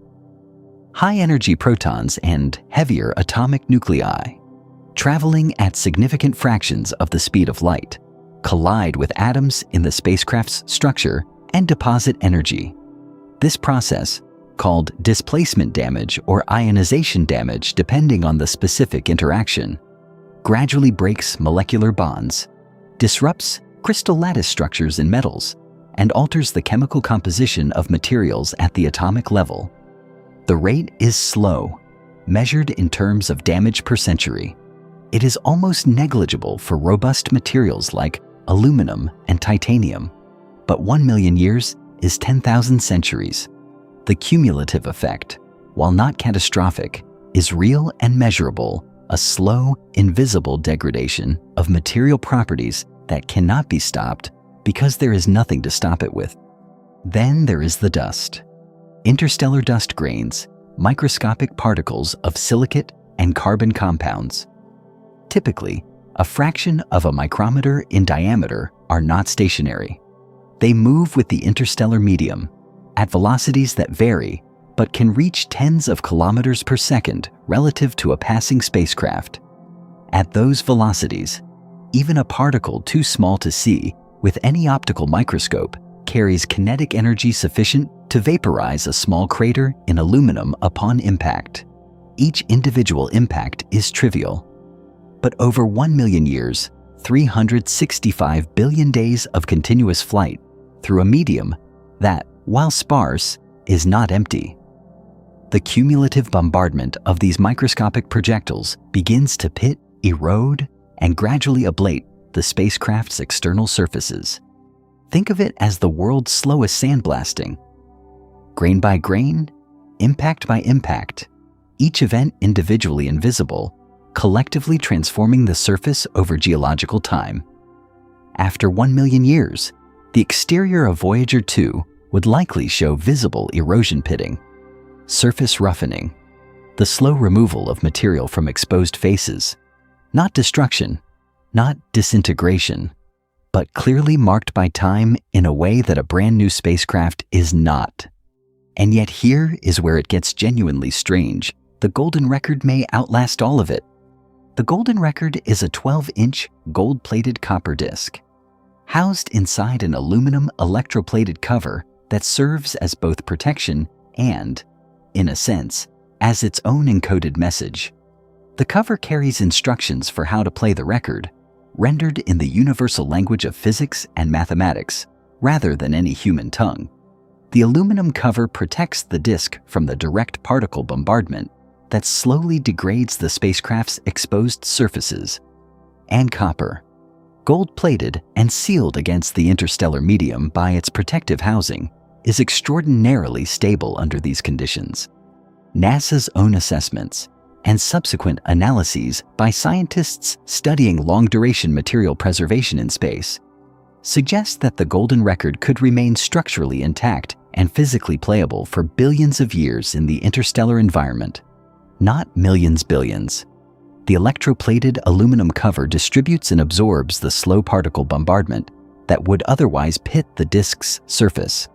The record inside, protected from direct exposure, sits in conditions about as favorable for long-term preservation as any environment in the known universe. The irony is almost too large to sit with comfortably. The spacecraft itself, the engineering achievement, the machine, the thing that took thousands of engineers years to design and build, will gradually show the wear of time. Its electronics will have long ceased to function. Its structural materials will be subtly but measurably altered by 1 million years of radiation and dust impact. But the message it carries, the sounds of Earth, the images of humanity, the music and greetings, and the heartbeat of a woman in love may survive in readable condition, long after the spacecraft that carries it is barely recognizable as something manufactured. The vessel decays. The message endures. That is perhaps the most unexpected thing about Voyager 2's long-term fate. We built a machine, and the machine will wear, but we also put a letter inside the machine, and the letter protected, sealed. Encoded, may outlast the civilization that wrote it by a factor that makes the word legacy feel entirely inadequate. That leads to the question no one really dares to ask out loud: will anyone actually find Voyager 2? The Milky Way contains somewhere between 300 and 400 billion stars. That number is worth a moment of honest reckoning. Not 300 billion in the way people casually throw around large numbers, actually 300 to 400 billion individual suns, each one a nuclear furnace, most of them with planets, scattered across a disk roughly 100,000 light-years in diameter and a few thousand light-years thick. If you counted 1 star per second without stopping, no sleep, no breaks, 1 star every second, it would take you more than 9,000 years to finish counting. You would start before the ancient Egyptians built the pyramids and finish long after every civilization currently on Earth has risen and fallen. That is the galaxy Voyager 2 is drifting through. And the question is simple in all of that. What are the chances that anything, any civilization, any probe, any instrument ever finds it? Start with the space itself. The interstellar medium, as established earlier, is extraordinarily empty by any conventional measure. The average density of matter between the stars in our galactic neighborhood is approximately 1 atom of hydrogen per cubic centimeter. 1 atom. In a cube of space, 1 centimeter on each side, a space roughly the size of a sugar cube, there is, on average, a single hydrogen atom, nothing else. Earth's atmosphere at sea level contains approximately 27 billion molecules in that same volume. The interstellar medium is not just empty by human standards. It is empty by almost any standard you can construct. Now place Voyager 2 inside that emptiness. The spacecraft has a physical cross-section, a profile, the amount of area it presents to anything approaching it of roughly a few square meters. The main dish antenna is 3.7 meters in diameter, giving it a circular face of approximately 10.7 square meters. The overall spacecraft, accounting for its booms and instruments, presents a somewhat larger but still extremely modest silhouette, depending on the angle of approach. Call it, generously, 20 square meters of total cross-section in any given direction. 20 square meters. Now, try to visualize 20 square meters inside 1 cubic light-year of space. 1 light-year is approximately 9.5 trillion kilometers. 1 cubic light-year is 9.5 trillion kilometers multiplied by itself 3 times a volume so large that expressing it in cubic meters produces a number with so many zeros. It becomes meaningless to write out. Voyager 2's 20 square meters of cross-section, sitting inside that volume, occupies a fraction of the total space so small that standard notation struggles to express it without resorting to negative exponents in the 30s or 40s. This is not a metaphor for smallness. This is the literal geometric reality of what it means to find a specific object in interstellar space without knowing exactly where it is. Astronomers have worked through the probability calculation for Voyager 2 specifically not speculatively, but with actual mathematics applied to the spacecraft's known trajectory and the known distribution of stars in its path. The result? The probability that Voyager 2 passes within 1 light-year of any star over the next 1 billion years is less than 1%, less than 1 in 100, and passing within 1 light-year is still an astronomically loose definition of proximity. 1 light-year is still nearly 10 trillion kilometers, a distance at which even detecting the spacecraft with any instrument we can currently imagine would be essentially impossible.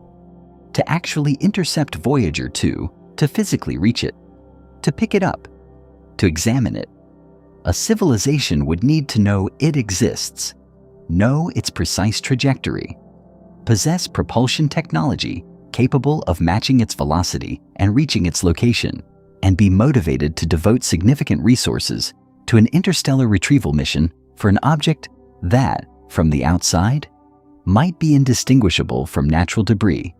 None of those conditions are trivial. Together, they form a chain of requirements where each link is individually improbable and collectively close to miraculous. And yet, there is a counter-argument that gets quietly ignored in the probability calculations, and it is worth naming. The 1 billion year timescale used in the stellar encounter estimate is not the end of the story. It is barely the beginning. Voyager 2 will continue moving for not 1 billion, but tens of billions of years, potentially for the entire remaining lifespan of the universe, assuming it avoids any catastrophic collision, which the numbers suggest it almost certainly will. The galaxy will undergo multiple complete rotations, stars will be born and will die, new stellar systems will form in Voyager 2's path that do not currently exist, over timescales measured in tens of billions of years. Even very low annual probabilities of significant stellar approach begin to accumulate into something less certain. The spacecraft is patient in a way that nothing alive can be. It does not need the encounter to happen soon. It just needs it to happen once. But patience is not probability, and the mathematics of interstellar space are, fundamentally, mathematics of loneliness. The galaxy is vast beyond any intuitive grasp. The objects within it are separated by distances that make the word separation feel inadequate. Voyager 2's 20 square meters of aluminum and gold and copper, tumbling silently through 500 light-years of accumulated distance from home, are by any honest calculation almost certainly never going to be found by anyone. Almost certainly, that qualifier matters, not because the probability is meaningfully high. It isn't. But because the universe is old and large enough that almost certainly never is not the same as never. And the difference between those two phrases contains something important about how we think about time, about loneliness, about the meaning of sending things into the dark in the first place. Here is a question to sit with genuinely, not rhetorically.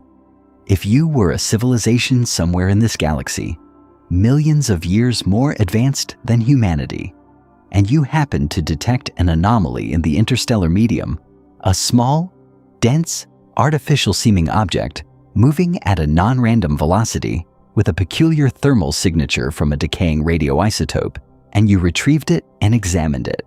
What would you actually understand from what you found?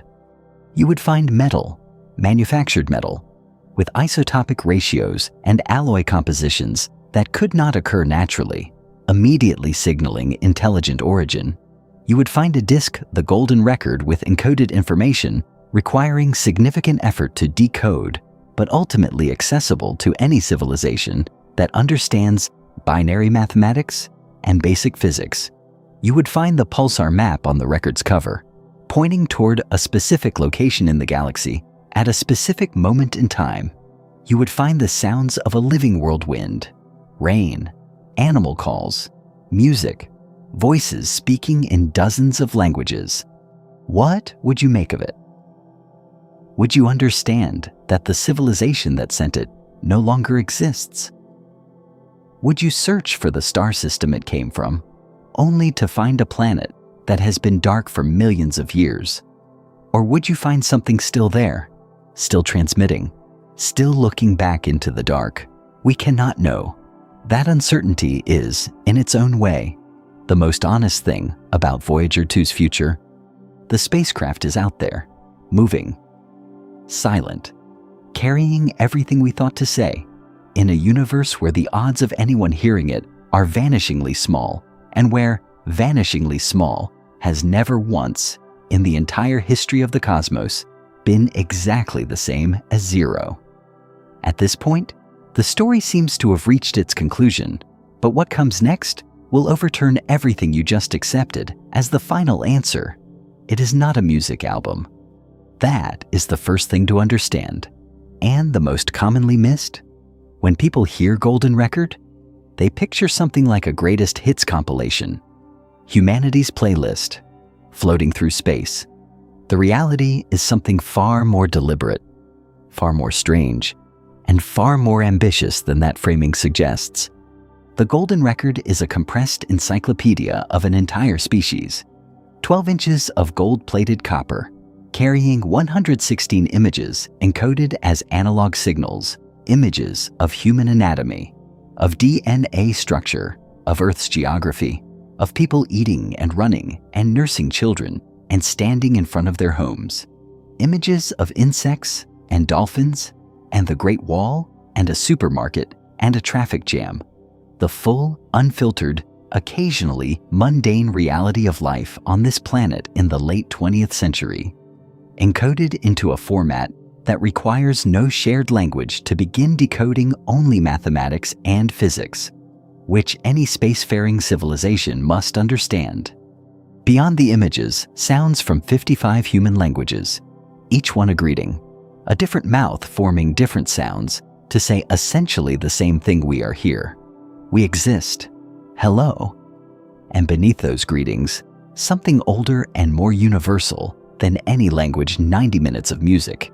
Not a single tradition, not a single culture's idea of what music should be. Johann Sebastian Bach's Brandenburg Concerto No. 2, precise and architectural. Chuck Berry's Johnny B. Good, electric and kinetic and entirely of its moment. Blind Willie Johnson's Dark Was the Night, Cold Was the Ground. A steel guitar and a wordless human voice expressing something that needs no translation. Javanese court gamelan, Azerbaijani bagpipes, a Navajo night chant, panpipes from the Solomon Islands, a pygmy girl's initiation song, music from Papua New Guinea recorded in conditions so remote the field recordist could barely get the tape reels to the studio in time. Carl Sagan and his team, which included astronomer Frank Drake, artist Linda Salzman Sagan, and writer Anne Druyan, among others, spent months making selections, arguing about what deserved to represent humanity to the cosmos. The constraints were real, and the decisions were agonizing. 90 minutes of audio, 116 images. Every choice to include something was simultaneously a choice to exclude 10,000 other things. What do you put in the bottle when the bottle might be the only evidence your civilization ever existed? They started with something no civilization capable of receiving the message could misunderstand. The first image encoded on the golden record is a diagram of the hydrogen atom specifically, the hyperfine transition of hydrogen, which produces radiation at a frequency of 1,420 megahertz and a wavelength of 21 centimeters. This is not an arbitrary choice. Hydrogen is the most abundant element in the universe. Any civilization advanced enough to travel between stars, or to build instruments capable of detecting an artificial object in interstellar space, must understand hydrogen. Its atomic structure is the one piece of physics that is genuinely universal, the same everywhere in the cosmos, governed by the same quantum mechanics that applies from one end of the observable universe to the other. The hydrogen diagram serves as the decoder ring, the Rosetta Stone. The calibration mark that tells a finder here is the unit of measurement we are using. Everything else on this record is built on this foundation. From that foundation, the record builds outward. Mathematical definitions, physical constants, the structure of DNA, the solar system, the human body, the surface of Earth, and woven through all of it in the sounds section, something that no scientific diagram could ever encode the texture of being alive on this specific planet. There is the sound of ocean surf waves breaking on a shore, rhythmic and ancient, a sound that has existed on Earth for billions of years and that no diagram could capture. There is rain, wind, thunder, a chimpanzee, the sound of a mother kissing her child, and there is a human heartbeat specifically, the heartbeat of Anne Druyan, recorded while she was thinking about the history of human civilization and, as she later revealed publicly, while she was newly and secretly in love with Carl Sagan, days after they had decided to marry.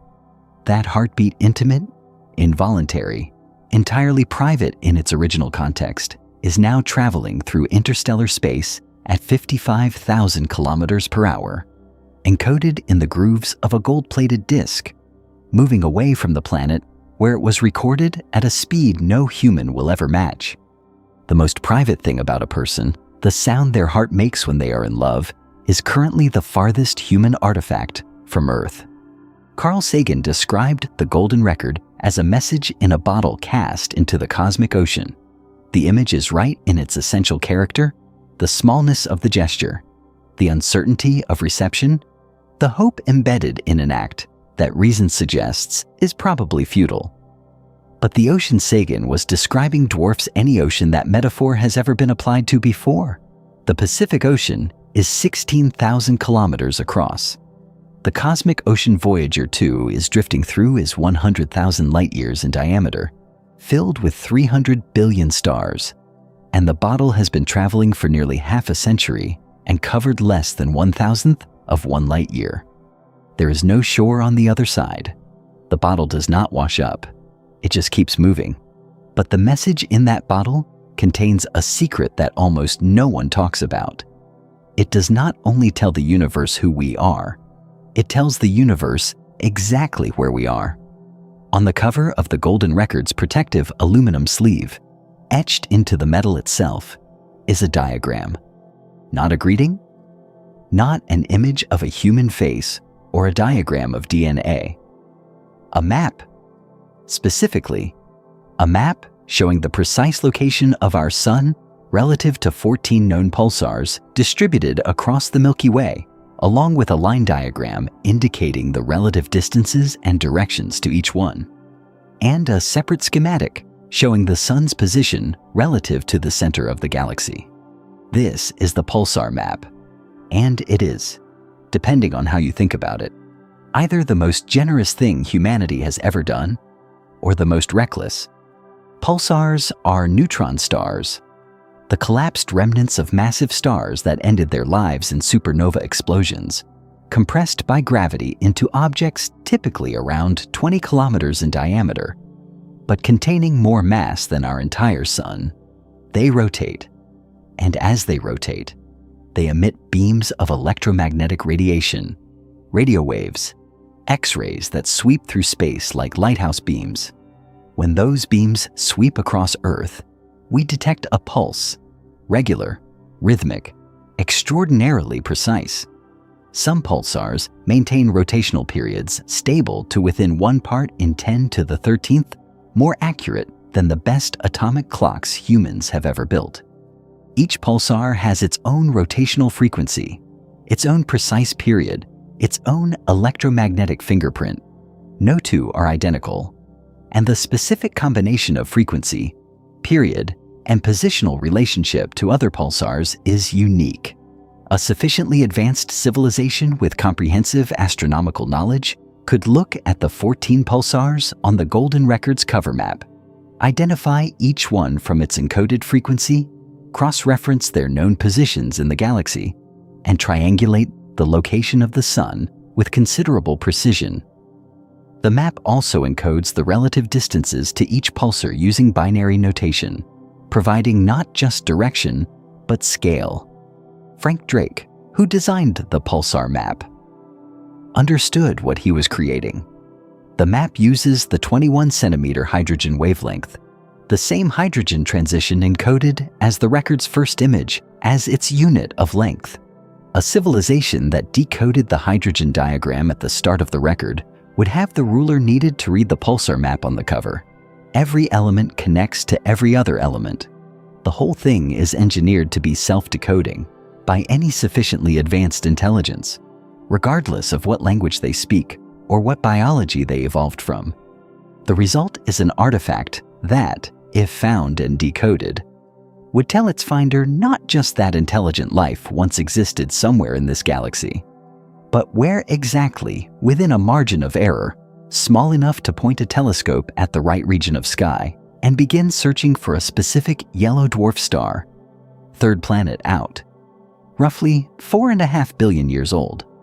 When this was first widely understood by the scientific community, the reaction was not uniformly celebratory. The debate that followed, and that has never fully resolved, splits along a fundamental question about the nature of intelligence and intention in the universe. One position holds that any civilization advanced enough to find Voyager 2, retrieve it, and decode the pulsar map is advanced enough to have already detected Earth through other means, radio emissions, atmospheric biosignatures detectable with sufficiently powerful instruments, the transit of Earth across the Sun's face. If they can find the spacecraft, the argument goes, they can already find us. The map changes nothing. The other position is more unsettling, that there is an enormous difference between passively broadcasting your existence through radio leakage and actively sending a precise navigational map to your home system into interstellar space, available to any finder regardless of their intentions. Stephen Hawking, in multiple public statements before his death in 2018, argued that actively advertising Earth's location to unknown civilizations was potentially dangerous, that the history of contact between technologically unequal civilizations on Earth does not provide comforting precedents. Other scientists, including those involved in the original Voyager missions, argued that the probability of any civilization finding the spacecraft is so low that the philosophical question barely matters in practical terms. Both positions are defensible, neither is obviously wrong, and the map is already out there, already moving, already beyond any possibility of recall. So here is the question that has no clean answer. Do you think we made the right call? Was it wisdom or recklessness to etch a map to Earth's location onto an object we then threw into interstellar space? Would you have made the same choice? The question of whether we should have sent that map, of whether the invitation was wise or the address was a mistake, leads to a paradox far deeper and more troubling than any navigational concern. Physicists have a name for it, and it may be the most disturbing idea in all of modern science. In the summer of 1950, physicist Enrico Fermi sat down to lunch with colleagues at Los Alamos National Laboratory, and somewhere between the food and the conversation, asked a question so simple it should not have been profound. If the universe is full of stars, and stars have planets, And planets can develop life, and life can develop intelligence, and intelligence can develop technologies. Then where is everybody? That question, refined and formalized over the following decades, became the Fermi paradox. It is not a paradox in the technical logical sense. It does not involve a self-contradiction. It is a paradox in the more unsettling sense, a gap between what the math predicts and what the evidence shows. The math says the universe should be teeming with technological civilizations. The evidence silence, total and unbroken silence, says otherwise. Consider the numbers honestly. The Milky Way contains 300 to 400 billion stars. Observations from the Kepler Space Telescope and subsequent missions have established that planetary systems are not rare exceptions, but routine outcomes of star formation. Most stars have planets, and a significant fraction of those planets orbit within the habitable zone where liquid water could exist. Conservative estimates suggest there are tens of billions of potentially habitable planets in our galaxy alone. The galaxy is approximately 13 billion years old. Life on Earth appeared within the first billion years of Earth's existence. That means there has been, in principle, billions of years of opportunity for other civilizations to develop, advance, and make themselves known. And yet, Voyager 2 has been flying for 47 years. It has covered nearly 20 billion kilometers. Its instruments have been measuring the interstellar medium with precision, sampling the electromagnetic environment, recording particle densities and magnetic field strengths across the most distant territory any human artifact has ever entered. In all of that, in 47 years of data collection across nearly 20 billion kilometers of space, there is not a single measurement that cannot be explained by known natural physics. Not one anomaly that requires intelligence as an explanation. Not one signal, not one structure, not one pattern that says something else was here. This is, admittedly, an extremely limited sample. 20 billion kilometers against a galaxy 100,000 light-years across is not a meaningful survey. But Voyager 2's silence is not the primary evidence for the Fermi paradox. It is merely a small, poetic addition to a much larger absence. The SETI program has been scanning the radio spectrum for decades, looking for artificial signals from other civilizations. The most powerful radio telescopes on Earth have surveyed millions of star systems. The result is the same nothing confirmed, nothing replicated, nothing that withstands scientific scrutiny as a genuine signal of extraterrestrial intelligence. The WOW signal detected in 1977 by the Big Ear radio telescope at Ohio State University, a narrowband signal so anomalous that the monitoring astronomer circled it on the printout and wrote, "WOW" in the margin, was never detected again despite repeated attempts to relocate it. It remains unexplained, but unexplained is not the same as confirmed. The universe has not answered.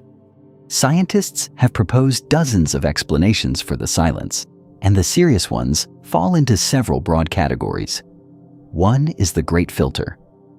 The idea that somewhere in the sequence of steps from simple chemistry to spacefaring civilization, there is a barrier so difficult to cross that almost no species makes it through. The filter could be behind us, meaning the hard step was something in our past, like the origin of eukaryotic cells or multicellular life, and we are genuinely among the rare survivors. That interpretation is relatively comforting. Or the filter could be ahead of us, meaning the hard step is something that technological civilizations reliably do to themselves, like nuclear war or engineered pathogens or climate collapse or some failure mode we have not yet invented, but inevitably will. That interpretation is not comforting at all. Another serious hypothesis is that we are early. The universe is 13.8 billion years old, but star formation continues and new planetary systems are still forming. Perhaps the conditions for complex life have only recently become widespread in cosmic terms, and we are among the first civilizations to emerge not alone in principle, but alone in practice, because the others have not had enough time yet. We are not the last ones at the party. We are the first ones to arrive, standing in an empty room, music just starting to play. Then there is the possibility that they are out there, but not communicating in any way we know how to detect. Perhaps civilizations beyond a certain technological threshold stop using radio waves the way a species stops using smoke signals once it develops fiber optics. Perhaps the electromagnetic spectrum is the wrong place to listen. Perhaps the signals are there, and we simply lack the instruments and frameworks to recognize them. What the James Webb Space Telescope has added to this conversation since its science operations began in 2022 is not an answer, but a sharpening of the question. Webb has detected chemical signatures in the atmospheres of exoplanets with a precision that was previously impossible.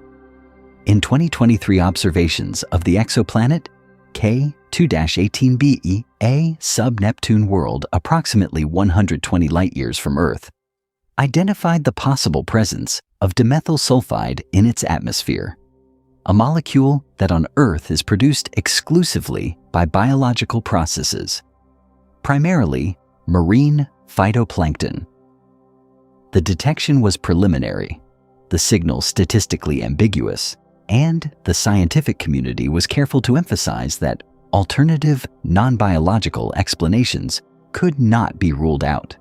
Subsequent analysis continued through 2024 and into 2025, refining the data without reaching definitive confirmation.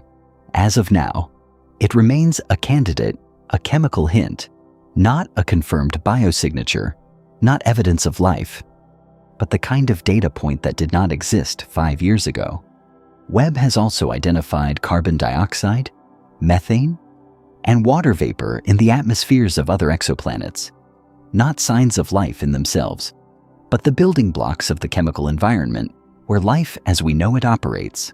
The telescope is doing what it was built to do, building the inventory of what is out there, one planetary atmosphere at a time. But inventory is not confirmation, and the silence at the level of confirmed intelligence holds. Here's what I keep returning to, personally, when I sit with the Fermi paradox long enough to let it settle. The silence of the universe does not necessarily mean we are alone. It might mean we arrived too early, that we are a first draft of something the cosmos is still learning to make, surrounded by planets where the chemistry is promising, but the clock has not yet run long enough. Or it might mean we arrived too late, that there were others, many others, and they are gone now. And what we are navigating is an aftermath rather than a beginning. I genuinely do not know which of those possibilities frightens me more. But this is still not the deepest question in this story, because the real question is not where Voyager 2 is. The real question is why did we send it at all? Here is a fact that tends to reframe the entire story. Voyager 2 was not designed to carry a message to extraterrestrial civilizations. It was not built as an interstellar ambassador or a cosmic greeting card. Its mission, as conceived and funded and executed by NASA's Jet Propulsion Laboratory, was planetary science, a grand tour of the outer solar system, using the rare planetary alignment of 1977 to visit Jupiter, Saturn, Uranus, and Neptune in a single trajectory, collecting data that would not be available again for another 176 years. Magnetic fields, atmospheric composition, moons, ring structures, the physics of the outer solar system. That was the job. The golden record was an addition, a relatively modest addition. Financially speaking, the cost of designing, producing, and attaching the record to the spacecraft was somewhere in the range of a few tens of thousands of dollars in a mission with a total budget of approximately $865 million, less than a rounding error. An afterthought in the accounting, even if it was not an afterthought in the minds of the people who created it. Carl Sagan lobbied for it, NASA approved it, and the result was that a spacecraft built to measure Jupiter's magnetosphere ended up carrying the heartbeat of a woman in love into interstellar space because a handful of scientists and artists decided that if this machine was going to leave the solar system, it should say something on the way out. That decision made quickly, funded minimally, executed brilliantly, reveals something about human beings that no amount of planetary science data could capture. We are, apparently, a species that cannot send something into the permanent dark without first asking, is anyone out there? And then, without waiting for an answer, saying here is who we are, just in case. No other species on this planet has ever done anything remotely comparable. Chimpanzees, our closest relatives, share roughly 98.7% of our DNA. They use tools. They have social structures, emotional lives, long-term memories, the capacity for grief. But no chimpanzee has ever tried to communicate with something it has never seen. Across a distance it cannot comprehend. Using a medium it cannot directly perceive. That impulse to reach beyond the known, to make contact with the genuinely unknown, to encode yourself into a message and throw it farther than you can ever follow, appears to be specifically, perhaps uniquely, human. And the probability calculations do not diminish it. The numbers are clear. Voyager 2 will almost certainly never be found. The golden record will almost certainly never be heard by ears that did not originate on Earth. The pulsar map will almost certainly never be decoded by a civilization using it to navigate toward our star system. Almost certainly. Almost. And despite that near certainty of futility, the record was made. The map was drawn. The heartbeat was recorded. The bottle was sealed and thrown. There is something in that act that resists purely rational analysis. It is not irrational. Carl Sagan and Frank Drake and Andrewian were not people who acted without thinking, but the decision to create the golden record was not driven primarily by a calculation of expected return on investment. The expected return is essentially zero. The decision was driven by something older and less articulable than cost-benefit analysis. The need to say we were here, to something, to anyone, even to no one, even if the saying accomplishes nothing at all. Voyager 2 is the only object humanity has ever placed on an interstellar trajectory, carrying a deliberate message intended for another intelligence. Pioneer 10 and Pioneer 11 launched before the Voyagers carry plaques with similar intent, also designed by Carl Sagan and Frank Drake, also including a pulsar map and diagrams of human beings. But the golden record is the most complete, most carefully considered, most fully realized version of this impulse. It is what you get when a species decides to introduce itself to the cosmos and takes the task seriously. The act defines something fundamental about what we are. Not our intelligence, plenty of animals are intelligent. Not our technology is a tool, not a character. What the golden record defines is our orientation toward the unknown curious rather than indifferent, reaching rather than retreating, willing to make a gesture whose futility is obvious and make it anyway, with care and craft and the best music we know. If you were adding one thing to the golden record, one sound, one image, one piece of music, one sentence in whatever language feels most like yours, what would you choose? What would you want to be the thing that represents you, specifically, in the message your civilization sent into permanent darkness? It is worth actually thinking about, not as a hypothetical, but as a genuine question about what you consider essential. And then you realize the story of Voyager 2 was never really about the spacecraft. It is the story of us, watching ourselves from the distance of 1 million years. On February 14th, 1990, Voyager 1 Voyager 2's twin, launched 16 days earlier in 1977, was approximately 6 billion kilometers from Earth, well past Neptune's orbit, heading out of the solar system on its own trajectory. At the request of Carl Sagan, who had been lobbying NASA for years to make this happen. The spacecraft turned its camera back toward the inner solar system and took a series of photographs. One of those photographs contains Earth.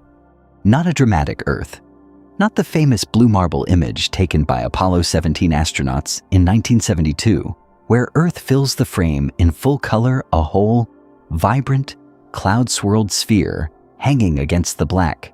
In the Voyager, one photograph, Earth is a point, a single pixel, barely distinguishable from the scattered light diffracting across the camera's optics. A pale blue dot, suspended in a beam of sunlight like a mote of dust caught in a shaft of light through a window.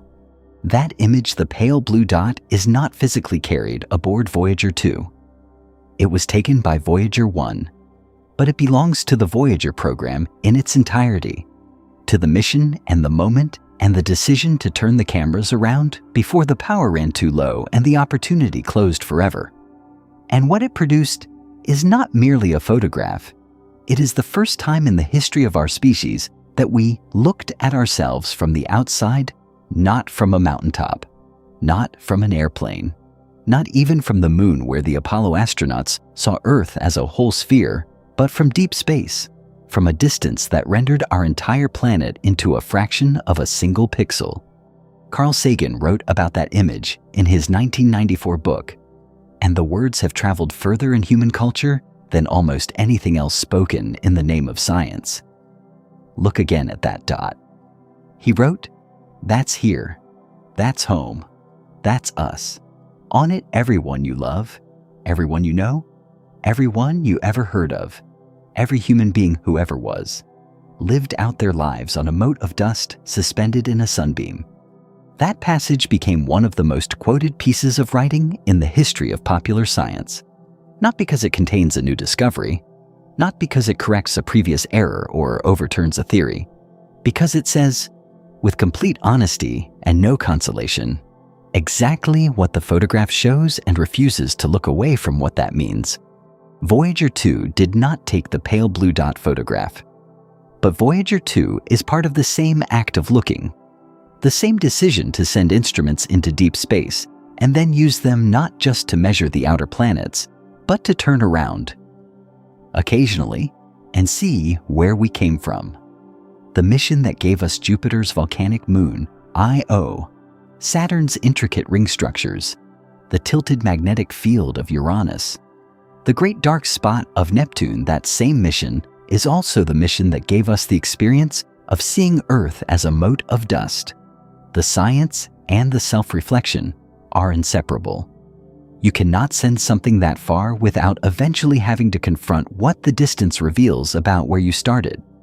What Voyager 2 forces, what the entire Voyager program forces, if you let it, is a confrontation with scale, not at the comfortable scale of daily life, where human beings are the right size for their environment, where our problems feel appropriately large and our achievements feel genuinely significant.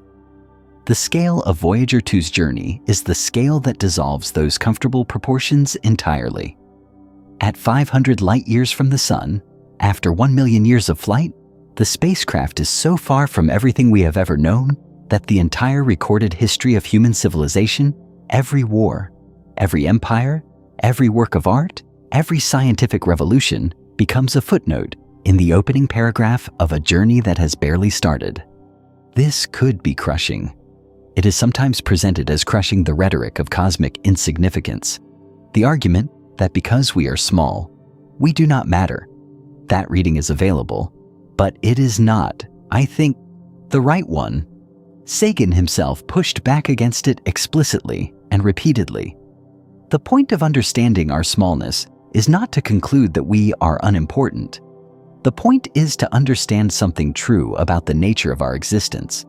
Because understanding true things, even uncomfortable true things, especially uncomfortable true things, is the only reliable foundation for making good decisions about how to live. Voyager 2 is now, in 2025, approximately 19.9 billion kilometers from Earth. Next year, it will be farther. The year after that, farther still. Every second of every day. The distance between that spacecraft and the planet that made it increases by 15.3 kilometers. The gap widens continuously, silently, without pause. And with every kilometer of additional distance, the message it carries, the heartbeat, the music, the images of human faces and human hands and human cities, becomes more isolated, more singular, more alone in the dark. But here is the thing about loneliness. At that scale, it clarifies value. The farther the golden record travels from Earth, the more precisely it defines what Earth is. Every additional light year of distance makes the sounds on that record, the ocean, the rain, the child's laughter, the Bach, the Chuck Berry, the blind Willie Johnson more specific, more irreplaceable, more obviously the product of one particular place that could not have existed anywhere else in exactly this form. Distance is not only subtraction, it is also a kind of intensification. The more alone the message becomes, the more it insists on the reality of what it came from. Ann Druyan, who co-created the golden record and whose heartbeat is encoded in its grooves, has spoken publicly about what it means to her that her heartbeat is out there, moving through interstellar space, getting farther from Earth every second. She does not describe it as a loss or a grief. She describes it as a kind of permanent connection, that something of her, something involuntary and intimate and real, is in motion through the universe and will remain in motion long after everything she knows has ended. The heartbeat does not know it is alone. It just continues. I have spent a long time with this story, with the numbers, the physics, the trajectory calculations, the material science of what happens to aluminum in interstellar space over geological time. And what I keep returning to is not any of the technical details. What I keep returning to is the decision. The moment when a group of human beings, confronted with the fact that their spacecraft was going to leave the solar system and never come back, decided that the right response to that fact was to put music on it. Not a weapon, not a territorial marker, not a warning or a claim or a declaration of dominance. Music and greetings in 55 languages, and a diagram of a hydrogen atom, and the sound of a heartbeat. Voyager 2 is not a symbol of the power of science. It is a symbol of the courage of a species that knows it is small, that has done the mathematics and confronted the geometry and looked at the pale blue dot photograph and understood, with full clarity, what it means to be one small civilization on one small planet in one unremarkable corner of one ordinary galaxy, and then, in full possession of that knowledge, chose to say hello anyway. That is not smallness. That is something closer to its opposite. And now, when you think you have the answer, let me show you what this entire story has not yet told you. Throughout everything you have just read, the trajectory calculations, the Oort cloud geometry, the RTG power curves, the pulsar map, the Fermi paradox, the golden record, the mathematics of cosmic loneliness. There has been one question anchoring all of it. Where will Voyager 2 be in 1 million years? We answered it. 525 light years from the Sun, roughly the distance to the Pleiades, drifting through a galaxy whose star map has been completely redrawn, carrying a message that will almost certainly never be found, on a trajectory with no destination. We built the answer carefully, from real numbers, from verified data, from the actual physics of how matter behaves across geological time in the interstellar medium. And that answer is true. Everything we covered is accurate. But here is what nobody told you, and what changes the entire meaning of the question. After 1 million years, the Sun will also be 1 million years older. That sounds obvious when stated plainly. Of course the Sun ages too, but follow what it actually means. Our Sun is currently approximately 4.6 billion years old, a middle-aged star, roughly halfway through its main sequence lifespan. It will continue fusing hydrogen in its core in a stable, predictable manner for approximately another 5 billion years. Then the hydrogen in the core runs out. The core contracts under gravity, heats up, and the outer layers of the sun respond by expanding dramatically, catastrophically, over a period of hundreds of millions of years into a red giant star. At its maximum expansion, the sun's outer envelope will extend to somewhere between the current orbits of Earth and Mars. The Earth will be engulfed. The oceans will have boiled away long before that point. Models suggest the sun's increasing luminosity will make Earth's surface uninhabitable within approximately 1 to 1.5 billion years, even without the red giant phase. 1 million years from now, none of this has happened yet. The sun in 1 million years is still a stable main sequence star, slightly brighter than today, but not catastrophically different. Earth still exists. The scenario is not immediately terminal. But here is the weight of what that means when you hold it against everything we have discussed. The question, where will Voyager 2 be in 1 million years, implicitly assumes there is someone to ask the question and care about the answer. It assumes a continuous thread of human civilization stretching from now to then, someone, somewhere, descended from or connected to the people alive today, who still knows that Voyager 2 exists, still has records of its launch, still understands what the golden record is, and whose heartbeat is encoded in its grooves. That assumption is not guaranteed. It may not even be probable.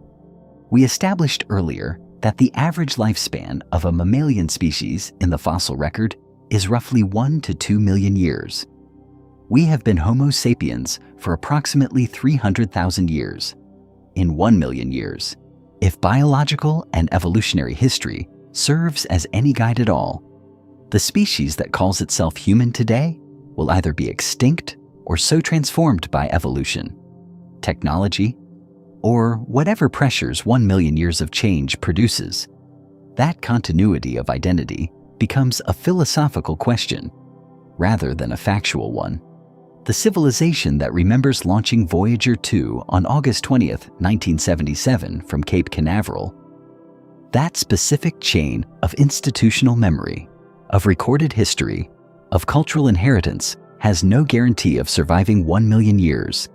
It has no strong precedent for surviving anything close to that duration. The longest continuous human civilization in recorded history managed a few thousand years before transforming beyond recognition. Humanity, if it still exists in any recognizable form, will almost certainly not be here to remember Voyager 2.